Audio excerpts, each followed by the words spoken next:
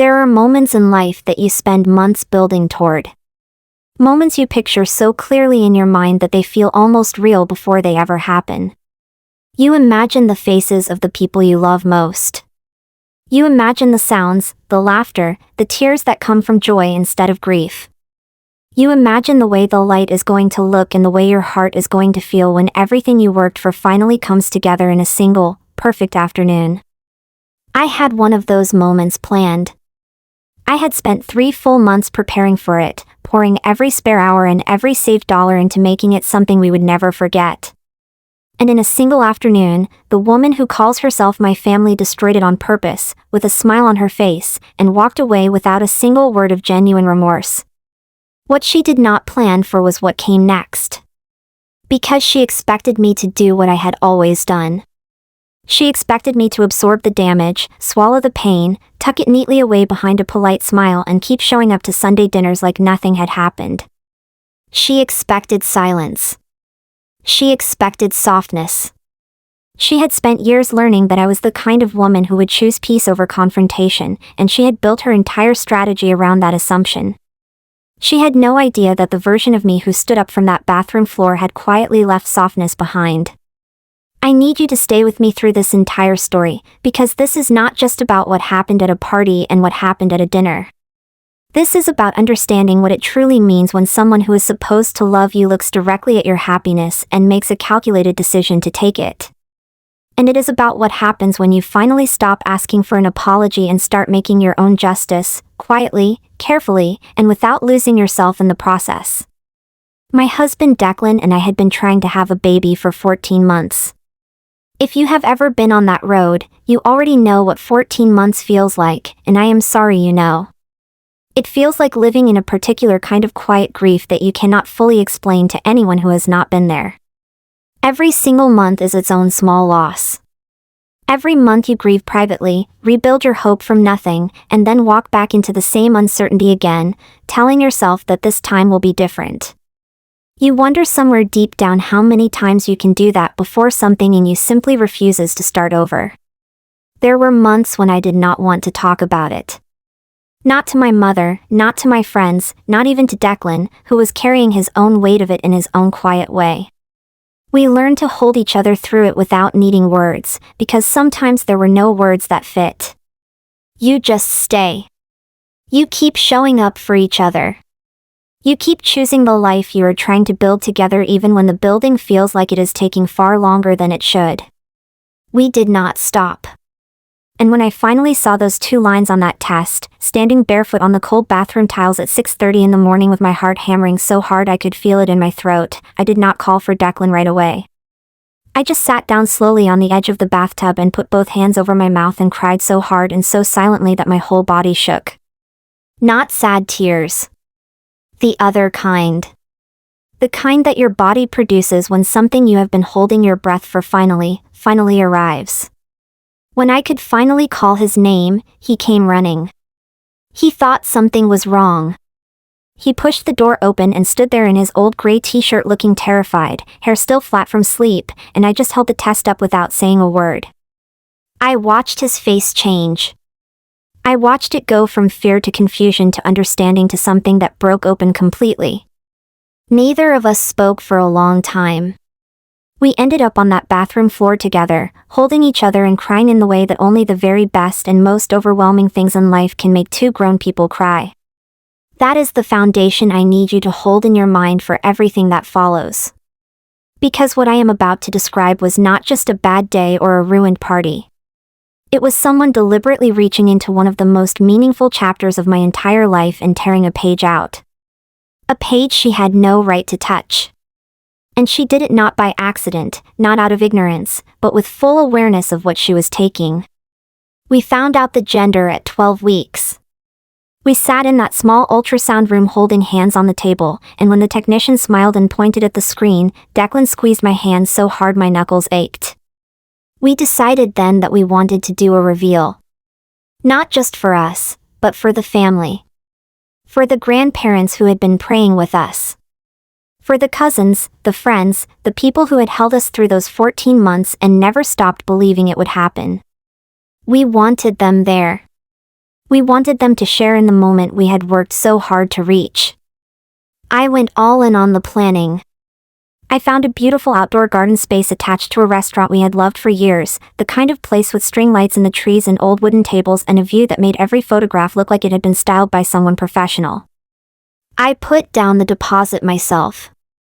I booked a photographer who specialized in capturing candid family moments, the genuine ones, not the stiff-posed ones.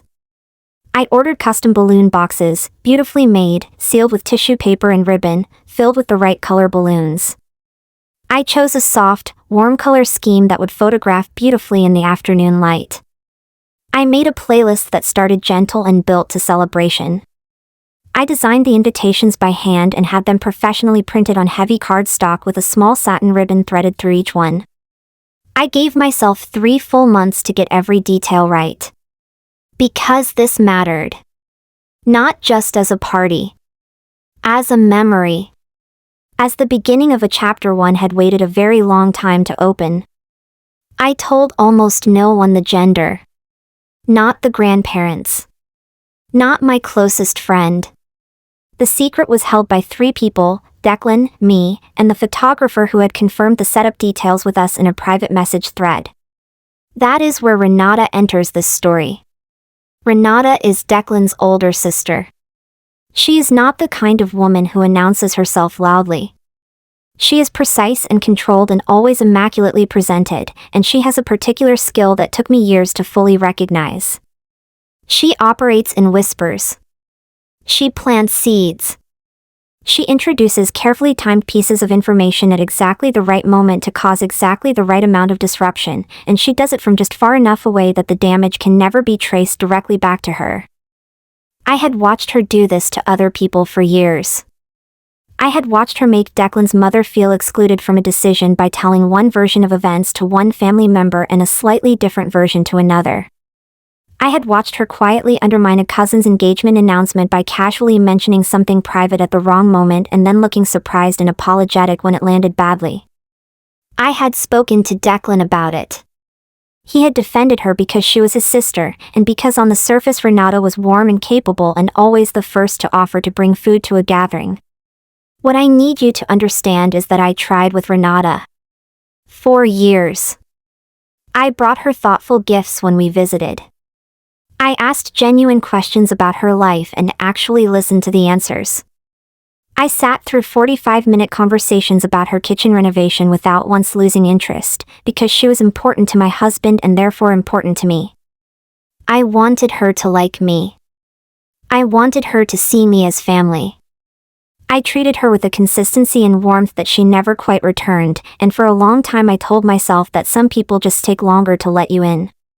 What she had actually decided, very early in my marriage to Declan, was that I was not someone to let in. I was someone to manage.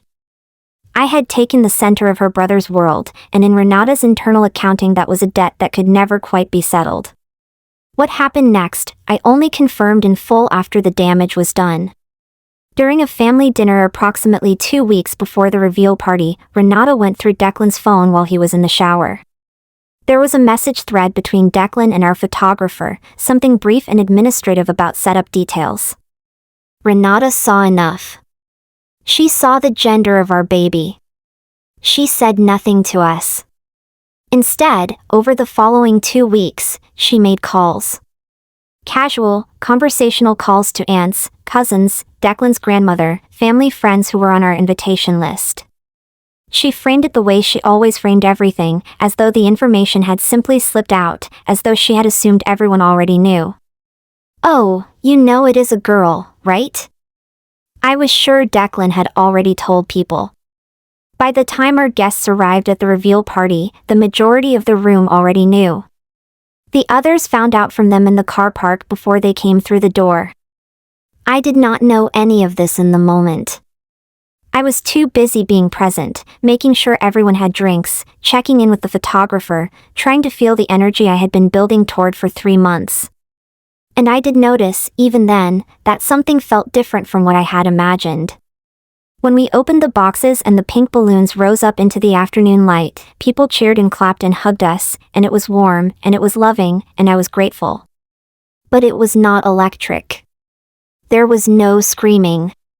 No one collapsed in tears. No one grabbed each other by the arm because they could not believe it. The room felt like people receiving news they were happy about rather than people being surprised by something that took their breath away. I told myself I had built it up too much.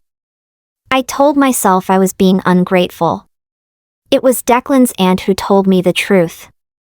She pulled me aside near the end of the afternoon with the careful, gentle expression of someone who does not want to be the one delivering bad news. She said, "Sweetheart, I hope you are not upset, but most of us already knew. Renata called around a few weeks ago. I assumed you had asked her to share." The afternoon went very quiet around me. I excused myself. I walked to the bathroom at the back of the venue and locked the door behind me. I sat down on the floor in my dress, with the sounds of my own celebration still coming through the window, the music still playing, people still talking and laughing and living in that golden afternoon, and I pressed my back against the cold tiles and I cried in a way I have rarely cried as an adult. Not the beautiful, overwhelming tears from 6:30 in the morning in our bathroom. These were different. These were the kind that come when someone reaches into something sacred and leaves fingerprints all over it. When I had put myself back together enough, I found Renata near the drinks table. I kept my voice low. I kept my face as neutral as I could. I asked if we could speak privately for a moment, and she followed me to a side corridor with the perfectly composed expression she reserved for these situations. I told her what Declan's aunt had said.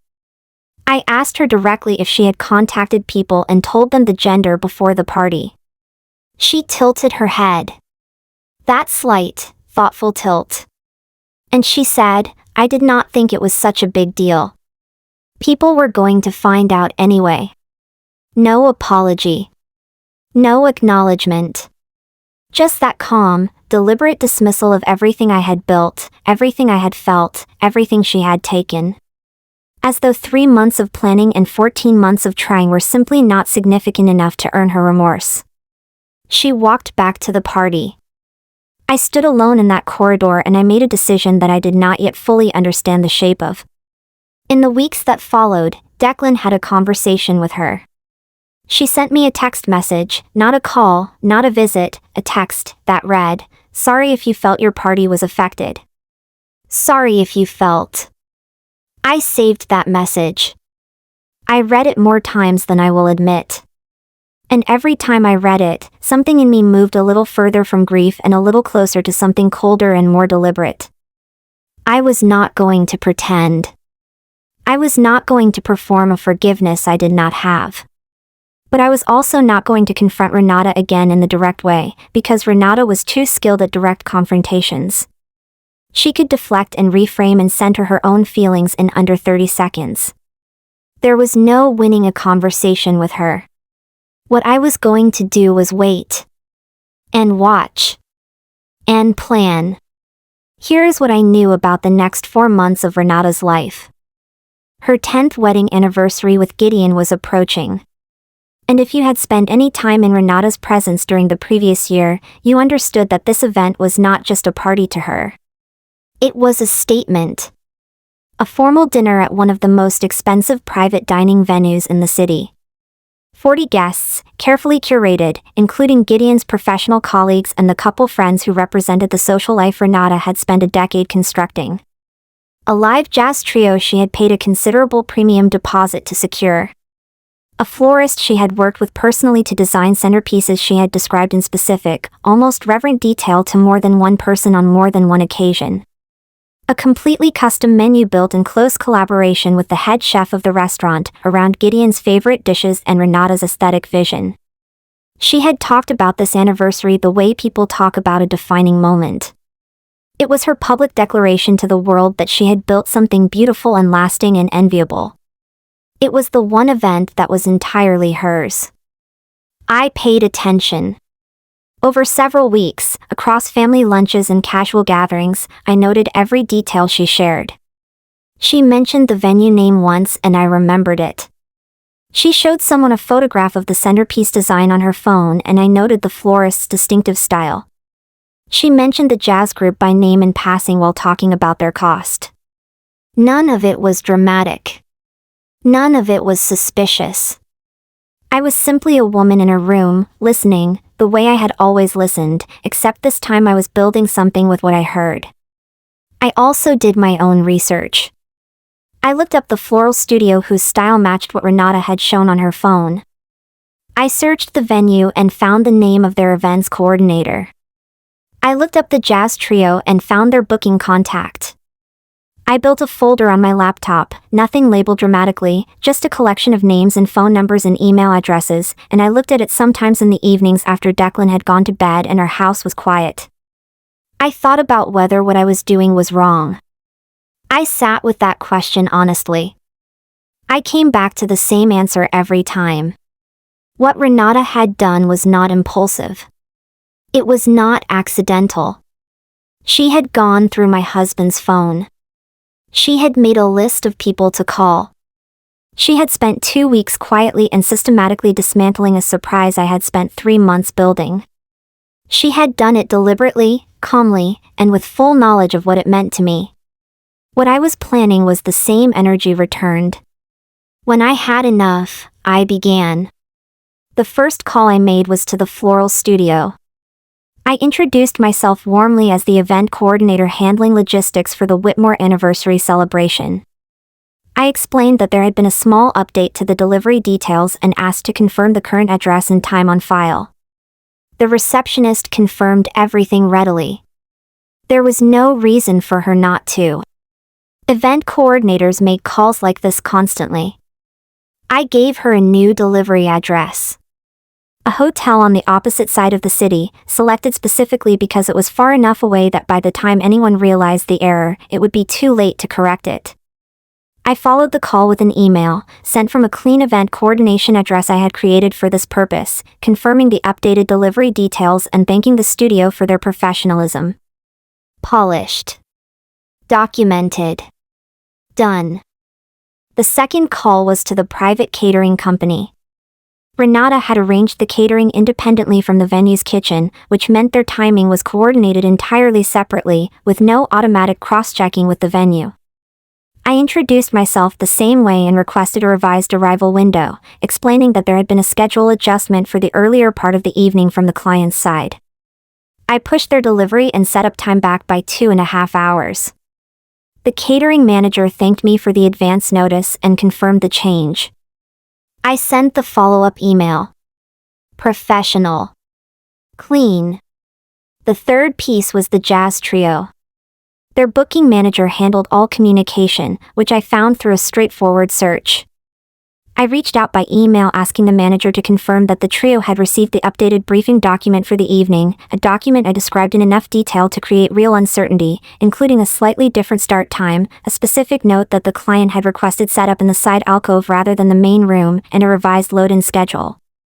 I closed the email warmly and said I looked forward to a wonderful evening. The manager replied confirming they had made a note of the updates. I thanked them. Finally, the venue. I could not access Renata's direct booking without triggering an immediate callback to her. But I sent a carefully worded email to the events team introducing myself as the coordinator, asking them to reconfirm dietary requirements for 3 guests, and mentioning in passing that the client had discussed the possibility of extending cocktail hour into the courtyard space, which we would love confirmed before the evening. A question that planted uncertainty about the final setup without being actionable enough for them to resolve without bothering the client. Then I did nothing. I went home to my husband and my growing belly and I let the weeks pass. I did not bring it up to anyone. I did not hint at anything. When Renata's anniversary came up in conversation, I smiled and said something neutral and moved on. Declan noticed I had become calmer about the whole situation with his sister and assumed I was finally processing it in a healthy way. In a sense, I was. The night of Renata's anniversary dinner, I sat on our sofa with a cup of tea and a book I was not really reading. I kept my phone nearby not because I was watching it, but because I knew, the way you know things in families, that information would find its way to me. It did. What happened that evening, pieced together over the following days from more than one account, went like this. Guests arrived to find the room beautifully set. Renata had done the foundational work well. The candles were lit, the welcome drinks were circulating, and the tables were arranged exactly as she had planned. For the first 20 minutes, everything looked perfect. Then the room began to notice that the centerpieces were missing. The tall, dramatic floral arrangements that Renata had spent months selecting and paying for were nowhere to be seen. She began making calls. The floral studio confirmed that delivery had been completed to the address on their updated file. The address I had given them. On the other side of the city. At almost the same moment, word came from the venue staff that the private catering team had not arrived. The custom menu, the chef collaboration, the personal culinary details Renata had built the entire dining experience around, was running more than 2 hours behind schedule because of a delivery window adjustment made weeks earlier. The venue's own kitchen was not set up for a private catering event of that scale. There were 40 guests and no dinner. The jazz trio arrived but set up in the side alcove as they had been briefed, were immediately told by venue staff that the main room was the correct location, became confused about the instructions they had received, and spent the first hour of the evening in an unresolved logistical disagreement while guests looked on. The courtyard question had created its own small crisis with the venue's events team, who had flagged it to the on-duty manager and generated a back-and-forth that absorbed attention and energy at exactly the wrong time. What I was told, with a consistency that I found quietly satisfying, was that Renata unraveled. Not loudly. Renata was never loud. But visibly. The composure she had constructed so carefully over so many years cracked at the edges and kept cracking. She was on her phone at the table. She was moving between the kitchen corridor and the entrance with the barely controlled energy of someone watching everything they worked for come apart. Gideon was making calls in the lobby. The professional contacts and couple friends sat at beautifully laid but empty tables, being polite, being gracious, watching the perfect anniversary become a logistical disaster that ran nearly 2 hours behind and never fully recovered its shape. No centerpieces. No custom food on time. A jazz trio that played apologetically from the corner they had eventually been placed in. And 40 witnesses to all of it. I do not use the word satisfaction lightly. It is not the same as happiness. It is not cruelty. It is the specific, quiet feeling of a thing being returned to balance after it has been pushed too far out of true. I did not celebrate. I did not call anyone. I sat in the quiet of my home and felt, for the first time since that afternoon on the bathroom floor of the venue, that the account between us had been settled. Not with anger. Not with noise. With precision. 2 weeks later, I asked Renata to meet me for coffee. She came. I think she was already half suspecting something. Renata was too intelligent not to have been sitting with the coincidence of it. We ordered. We made 2 minutes of the kind of small talk that means nothing. And then I said, I heard the anniversary dinner had some real problems. I wanted to check in with you. She looked at me. Something moved behind her eyes. It was a disaster, she said. I have been trying to understand it for 2 weeks. Everything went wrong at once. The vendors all seem to have had wrong information and none of them can explain how. I nodded slowly. That is such a horrible feeling, I said. To plan something for months. To care about every single detail. To put everything you have, your time, your money, your name, into one evening. And then to stand there and watch it fall apart in front of the people who matter most to you. A pause. I know that feeling, Renata, I said. I know it very precisely. The silence between us was very full. What I want you to understand, I continued, is that what happened at your anniversary was not bad luck and it was not a vendor error. It was a response. She did not move. I am not going to walk you through the details, I said. I am simply going to tell you, as plainly as you once told me in a corridor that you did not think ruining my reveal party was a big deal, that actions have consequences. My milestones are sacred to me. My pregnancy. My children. The moments I build with love and time and intention. They belong to me and to the people I choose to share them with. They are not available for you to reach into and dismantle because something in you needs to feel powerful. I looked at her steadily. Going forward, I want one thing from you. Mutual respect. I am not asking for friendship. I am not asking for warmth. I am asking you to leave what is mine alone. And if you choose not to do that, I want you to remember how your anniversary felt. And I want you to know that next time, the response will be larger. I finished my coffee. I said, "Thank you for meeting me." And I left. She has never interfered in my life again. Not once. Declan has noticed the change and has not pushed me to explain it. Our daughter was born 5 months later, healthy and loud and perfect, and Renata kept a respectful and careful distance from all of it. I want to close this story with something I have thought about more than anything else in the months since. We are taught from childhood that the correct response to being hurt is patience. Forgiveness. The high road. We are told that the people who retaliate are the ones who lose, that silence and grace are the markers of strength, that a truly evolved woman absorbs the damage and keeps walking without looking back. I believe in real forgiveness.